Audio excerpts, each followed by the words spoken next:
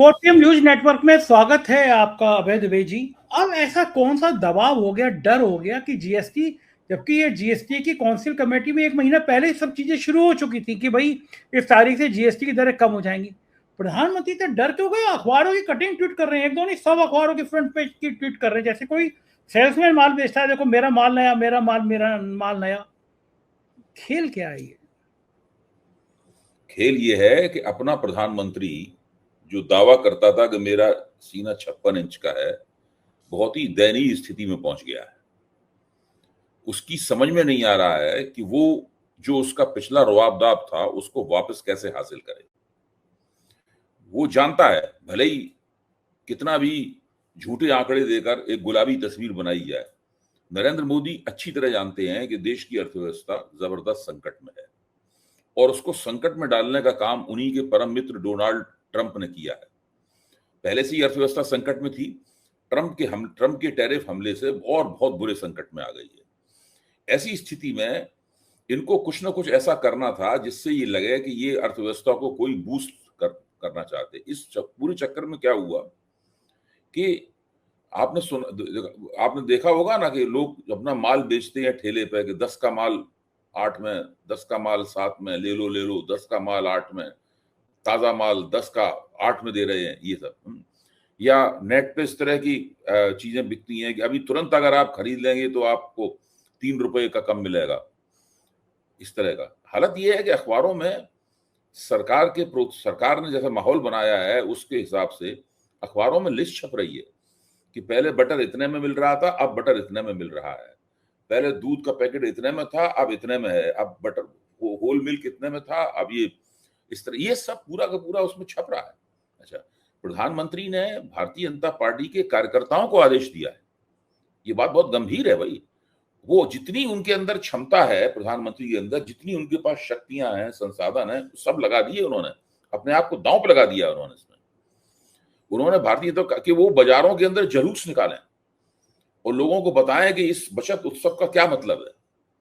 अच्छा, वो बिल्कुल नहीं चाहते कि कोई उनसे ये सवाल पूछे कि अगर आप जीएसटी के रेट्स का जो रैशनलाइजेशन किया है, सुसंगतिकरण किया है, इसको अगर आप 2017 में या 2017-18 में कर देते, यानी पहले आपने जीएसटी लागू किया, लागू करते ही उसकी समस्याएं सामने आ गई थी, अर्थशास्त्रियों ने उस पर लेख लिखे थे, विपक्ष ने कहना शुरू कर दिया था, सब कुछ जो अभी हुआ है सारी कोई ऐसा थोड़ी ना है कि कोई बहुत दबी छुपी बात हो, प्रधानमंत्री ने अचानक इल्हाम हुआ हो कि भाई जीएसटी में गड़बड़ियां हैं, इसको कम कर दिया जाए। अगर उसी वक्त ये कर देते तो देश की जनता की जेब से 48,000 करोड़ रुपए से 1 लाख करोड़ रुपया कम निकलता। पहले आपने 48, एक अंदाज है मोटा, तकरीबन 48,000 यानी 50,000 करोड़ से लेकर 1 लाख करोड़ तक का रुपए जो है लोगों की जेब से निकाला आपने, और उसको निकालने के बाद में उसको आपने अपने खजाने में डाल लिया, भारत सरकार के खजाने में डाल लिया आपने। उस पैसे पे इन लोगों ने तरह तरह की मौजें की। सब लोग जानते हैं उस पैसे का क्या हुआ। वो पैसा प्रधानमंत्री की उन यात्राओं में खर्च हुआ है जिस पर करोड़ों करोड़ रुपया खर्च हुआ है। सरकारी पैसे से क्या क्या नहीं किया इन लोगों ने। प्रधानमंत्री 7 स्टार लाइफ जो लीड कर रहे हैं, मतलब जो है, वो कहां से पैसा आता है? वो वही पैसा है। वो भाई इनकम टैक्स में तो बहुत कम पैसा आता है, इतना जबरदस्त पैसा तो केवल जीएसटी में आ सकता था। ये सब इन लोगों ने किया। ये बिल्कुल उसी तरह की बात है कि बाजार में जब नया माल आता है तो उसकी कीमत बहुत ऊंची रखी जाती है। जिनके पास पैसा होता है वो जाके नया माल खरीद लेते हैं ऊंची कीमत पे। हमारे और आपके जैसे लोग जिनके पास इतना पैसा नहीं है, वो सेल लगने का इंतजार करते हैं। सेल लगती है जब 30, 40, 50, 60% तक डिस्काउंट मिलता है, तब हम जाके उस माल को खरीदते हैं। जो टैक्स है उसके अंदर ये विकल्प लोगों के सामने होते नहीं कि वो इंतजार कर रहे हैं जब टैक्स कट हो जाएगा उसके बाद हम टैक्स देंगे। भाई आम लोगों को किसी के पास ये विकल्प तो है नहीं कि जब टैक्स में कटौती हो जाएगी तब हम टैक्स पे करेंगे। टैक्स तो जो है उन्हें हर साल हर वक्त पे करना है। और जीएसटी तो अप्रत्यक्ष कर है, उसमें तो हर चीज आप खरीदते हैं आपको तुरंत टैक्स देना पड़ता है, हर चीज आप बनाते हैं उसको बेचते हैं तुरंत आपको टैक्स देना पड़ता है। तो लोग तो वो रोज तो जो बाजार में सेल लगती है उसमें भी एक तरह का इंसाफ होता है कि आप अपना समय तय कर सकते हैं कब आपको माल खरीदना है, लेकिन टैक्स में तो आप समय नहीं तय कर सकते। तो लोगों ने ऊंची दर का टैक्स 2017 में जीएसटी लागू किया था। आज करीबन 8 साल हो गए हैं, उन 8 वर्ष तक लोग ये ऊंची दर का टैक्स दे रहे हैं। और ये जो बड़े पैमाने पर टैक्स जमा हुआ है, इसके अंदर छोटे उद्योगों, छोटे दुकानदारों, गरीबों, छुटभइयों ने 1 लाख करोड़ से ज्यादा का टैक्स दिया है। और बड़ी पब्लिक सेक्टर की कंपनियों, बड़े कारपोरेट लोगों ने और अमीर आदमियों ने कुल मिलाकर 83,000 करोड़ का टैक्स दिया है। ये सरकार के आंकड़े हैं। सरकार, आज ही मैंने आंकड़े एक नोट किए आंकड़े अपने एक कागज पे।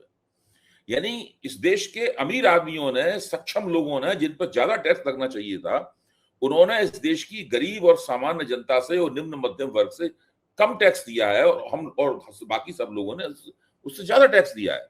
अच्छा, सरकार भी मानती है कि जीएसटी जो है वो एक रिग्रेसिव टैक्स है। रिग्रेसिव, 2 तरह के टैक्स होते हैं, रिग्रेसिव एंड प्रोग्रेसिव। रिग्रेसिव माने प्रतिगामी, प्रोग्रेसिव माने प्रगतिशील। प्रतिगामी टैक्स वो होता है जो उन लोगों से लिया जाता है जिनकी आमदनी कम होती है। प्रोग्रेसिव टैक्स उन लोगों से दिया जाता है जिनके पास टैक्स देने लायक ज्यादा आमदनी होती है। इनकम टैक्स एक प्रोग्रेसिव टैक्स है, जीएसटी एक रिग्रेसिव टैक्स है। कोई भी, मतलब हर आदमी, बच्चा भी जानता है, सरकार भी इसको स्वीकार करने, सरकार को भी कोई परहेज नहीं है। ये सब जानते हुए भी कि जीएसटी जब इस तरह का बनाएंगे, एक देश एक टैक्स का झांसा दिया गया पूरे देश को। अब आप सीधे सीधे सोचिए, मतलब जो है, जिस व्यक्ति की आमदनी 10,000 रुपए है, वो अगर 1,000 रुपए की चीज खरीदता है और उस पर 18% अगर जीएसटी देता है, तो वो कितना, 10 या 11% कितना कितना 1,000 रुपए, तो वो 18% कितना, कुछ अंदाजा लगा लीजिए, इतना टैक्स देता हुआ पाया जाएगा। जिसकी आमदनी 1 लाख है, वो भी 1,000 रुपए की चीज खरीदता है और वो भी 18% जीएसटी देता है, तो उसे 0.18% टैक्स देगा, केवल 0.18% आमदनी के हिसाब से। हम, हाँ, हम मोटा मोटा हिसाब किताब, हम लोग कोई अर्थशास्त्री नहीं है, हम तो मोटा हिसाब किताब लगा लेते। तो जिसकी आमदनी कम है, उसके ऊपर जीएसटी हथौड़े की तरह गिरा। सही बात है, बिल्कुल सही बात। आमदनी ज्यादा है, उसको कोई फर्क ही नहीं पड़ता है, फर्क ही नहीं पड़ता है। अच्छा, तो ये जो, और जिनकी 1 लाख रुपए तक आमदनी है, वो उस देश में कितने हैं? 10%। 1 अरब 40 करोड़ लोगों में 14 करोड़ लोग ऐसे हैं जो जिनकी आमदनी 1 लाख रुपए तक है। उसके बाद बहुत तेजी के साथ आमदनी में डिप होती है, और इतनी ज्यादा डिप होती है कि वो 20,000, 30,000, 40,000 पे आ जाती है आमदनी। 1 लाख के बाद आपको 1 लाख को 70-80 हजार के लोग बहुत कम मिलेंगे। उसके बाद सीधे आमदनी 50,000, 40,000 से नीचे आ जाती है आमदनी। अच्छा, अब कल मोदी जी जो लेक्चर दे रहे थे, वो कह रहे थे नागरिक देवो भव। तो नागरिक कौन है? नागरिक कौन है? वो नागरिकों से कह रहे थे कि अब आप बाजार में जाइए, आप टीवी खरीदिए, उन्हीं के शब्द हैं, आप टीवी खरीदिए, आप फ्रिज खरीदिए, आप मकान खरीदिए, घूमने फिरने के लिए निकलिए, खाने पीने के लिए निकलिए, होटलों के कमरे भी सस्ते हो गए हैं। ये उन्होंने कहा। ये लोग कौन करते हैं? ये लोग ऊपर का जो 10% है समुदाय, वो ये काम करता है। हाँ, वो ही खरीद सकता है, सही बात। मेंटेन करने के लिए वो ये सब काम करता है।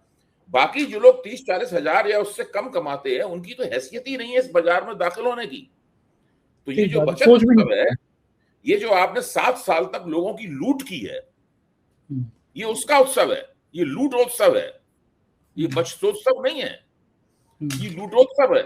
और उस पर तुर्रा ये है कि वो लोगों को राहत दे रहे हैं। आप सोचिए कि पहले तो आप लोगों से पैसे छीन लें, उसके बाद उन्हीं के पैसे का एक हिस्सा उनको देके कहें कि ये हमने आपको राहत दी। अब कानून के मुताबिक हर व्यक्ति बाजार में चीज ही नहीं मिलेगी, आटा ही नहीं मिलेगा। अच्छा, नरेंद्र मोदी के भाषण में कहीं आपने आटा, दाल, चावल, शिक्षा के लिए स्कूल की फीस, पेट्रोल डीजल के आने जाने के लिए पेट्रोल डीजल का खर्चा, दवाएं, इन चीजों का नाम सुना प्रधानमंत्री के भाषण में आपने? नहीं। 19 मिनट का लेक्चर दिया है, आप जब चाहें तो लेक्चर को दोबारा सुन सकते हैं। इन चीजों का प्रधानमंत्री ने नाम नहीं लिया। जैसे कि इस देश में लोगों को ये चीजें तो आसानी से पहले से सुलभ है। असली संकट तो ये था कि टीवी सुलभ नहीं हो रहे थे, फ्रिज सुलभ नहीं हो रहे थे, सस्ते नहीं थे, मकान सस्ते नहीं थे। तो प्रधानमंत्री इसको नागरिक कहते हैं, वो ऊपर के 10% लोग, नीचे के लोग नागरिक नहीं है। ऊपर के 10% लोगों की जो परचेजिंग पावर है, क्रय शक्ति है, उस क्रय शक्ति की उनको चिंता है। उसके लिए ये जीएसटी का रेट कट किया गया है। और ये जीएसटी रिफॉर्म भी नहीं है, ये गलतफहमी दिमाग से निकाल, जिसको वो निकाल दे। रिफॉर्म अगर होता तो पूरे जीएसटी के ढांचे में सुधार किया जाता। इस बात पर विचार किया जाता है कि भाई इनपुट टैक्स गड़बड़ कर रहा है कि ठीक कर रहा है, रिवर्स टैक्स है वो क्या है, उसको ठीक करें या ना करें, इन सब चीजों में गौर किया जाता। वो तो वैसी की वैसी ही है। दूसरे, इससे एक बहुत बड़ा, जो प्रोफेसर अरुण कुमार ने मुझे ये ज्ञान दिया, मैं चाहता हूं कि मैं साझा करूं। उनसे मैंने लंबी बातचीत की, उनके 2 वीडियो भी सुने और बातचीत भी की। उनका कहना है कि जीएसटी संगठित क्षेत्र पर लगने वाला कर है, जो उत्पादकों में। ये असंगठित क्षेत्र पर कर नहीं लगता। जिनकी 50 लाख से असंगठित क्षेत्र, और से जिन लोगों की जहां पर लगता भी है असंगठित क्षेत्र में कर, वो कंपोजिशन स्कीम में आते हैं। उनसे जो कोई खरीदता है उसको रिवर्स टैक्स देना पड़ता है, तो उसको इनपुट क्रेडिट नहीं मिलता। संगठित क्षेत्र को इनपुट क्रेडिट मिलने से क्या होता है कि उनके उत्पादन की लागत घट जाती है। असंगठित क्षेत्र को चूंकि या तो टैक्स लगता नहीं है, और टैक्स अगर लगता है तो उसको इनपुट क्रेडिट नहीं मिलता। इनपुट क्रेडिट न मिलने से उसकी लागत वैसी की वैसी ही रह जाती है। इस पूरी प्रक्रिया में होता यह है कि संगठित क्षेत्र की बनी हुई चीजें सस्ती हो जाती हैं, असंगठित क्षेत्र की बनी हुई चीजें महंगी हो जाती हैं, उनके मुकाबले महंगी हो जाती हैं। इससे क्या होता है कि डिमांड जो है, मांग जो है, वो असंगठित क्षेत्र से संगठित क्षेत्र में शिफ्ट हो जाती है। उन्होंने 3 उदाहरण दिए प्रोफेसर साहब ने, कि जो प्रेशर कुकर इंडस्ट्री थी उसमें ये हो चुका है, उन लोगों ने खुद माना है कि ऐसा हो गया है। जो लेदर गुड्स, चमड़े की वस्तुएं बनाने वाली इंडस्ट्री थी, उसमें ये हो चुका है। इस तरह से असंगठित क्षेत्र जो चीजें बनाता था, जो ये लगेज बनाने वाली इंडस्ट्री थी, वीआईपी उसके अंदर संगठित क्षेत्र की बहुत बड़ी कंपनी है। लेकिन उसमें क्या हुआ है कि असंगठित क्षेत्र की कंपनियां जो लगेज बनाती थी, वहां से मांग शिफ्ट हो गई है संगठित क्षेत्र में। अच्छा, चूंकि असंगठित क्षेत्र के ऊपर ये जीएसटी कहर बन के टूटा। पहले तो नोटबंदी कहर बन के टूटी, फिर कोविड उनके ऊपर कहर बन के टूटा, उसके बाद में अब ये जीएसटी कहर बन के टूटा। तो ये 3 बड़े कहर जो उनके ऊपर टूटे, उसके कारण असंगठित क्षेत्र का बिल्कुल हालत खराब हो गई। वो उसका ढांचा पूरी तरीके से ढह गया। कुछ के 94% लोग जो है उसी के तहत रोजगार प्राप्त करते हैं। सही बात। उनके पास पैसे कम हुए, तो अब आप बताइए बाजार में कुल कितने लोग आ रहे हैं? कुल 10% लोग बाजार में है। बिल्कुल ठीक बात है कि बाकी सब तो, हाँ, वो सारा गायब हो गया। जो रेट कट किया है उससे अर्थव्यवस्था को कोई फायदा नहीं हो रहा। तो ये थे अभय दुबे जी, पूरी बातचीत आपने सुनी। मुझको यकीन है बातचीत आपको पसंद आई होगी। आपके प्यार भरे कमेंट का मुझे इंतजार रहेगा। शुक्रिया, थैंक यू।